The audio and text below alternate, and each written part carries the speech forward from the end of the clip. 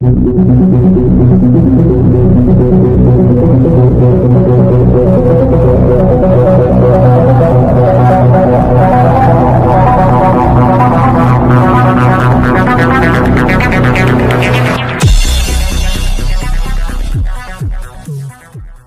Road నందు union club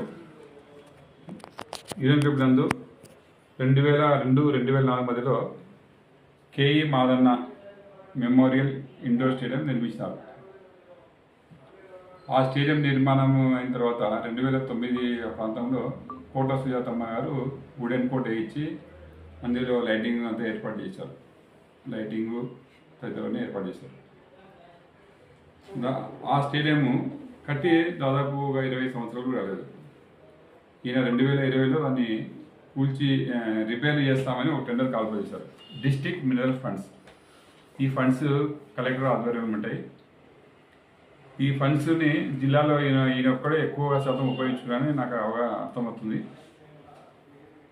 దీనిలో ఈ ఫండ్స్లో ఇతను ఏం చేసినాడు, దీనిలో ఈ టెండర్ అగ్రిమెంట్లో కానీ, ఈ యొక్క టెండర్ అయిన తర్వాత బిల్డింగ్లో కానీ, మెజర్మెంట్లో కానీ రెనోవేషన్ చేస్తామని చెప్పినాడు.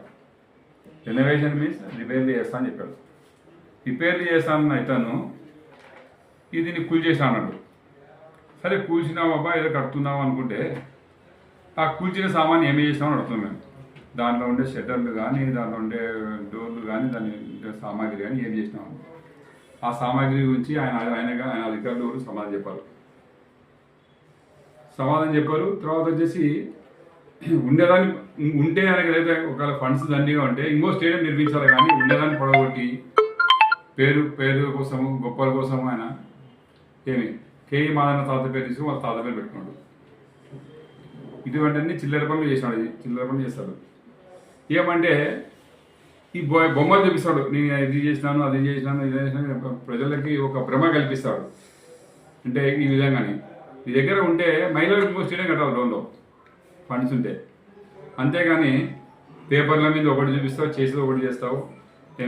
ప్రజలకు అడగకూడదు. అంటే ఎవరైనా చెప్పినా అలాంటి అడిగినా ప్రజలు చెప్పనిపోతే ఆయన ఏదో మంచి పనులు చేస్తుంటే నువ్వు విమర్శిస్తున్నావు అబ్బా, చాలా ఎవరు చేయలేదు లోన్లో, ఏదో సొంత ఖర్చులతో పెట్టుకొని చేసినట్లు, ఆయన సొంత ఫండ్స్ చేసినట్టు వాళ్ళ తాతల పేర్లు పెట్టుకోవడము, లేకపోతే వాళ్ళ ఆయన ఫోటోలు వేసుకోవడము ఊరిండా.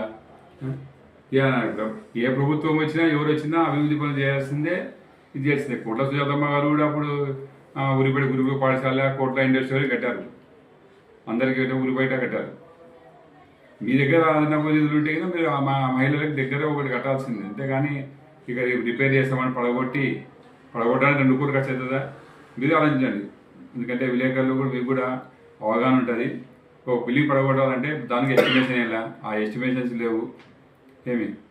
ఇదంతా గోల్మాల్ గోవిందం. ఈ గోల్మాల్ గోవిందం వెనకంతా మంత్రి బుగ్గన హస్తం ఉంది. దీన్ని ఖచ్చితంగా ఎంక్వైరీ చేసి దీనికి కార్యకులందరినీ కూర్చొని లెక్క పెట్టిస్తాం.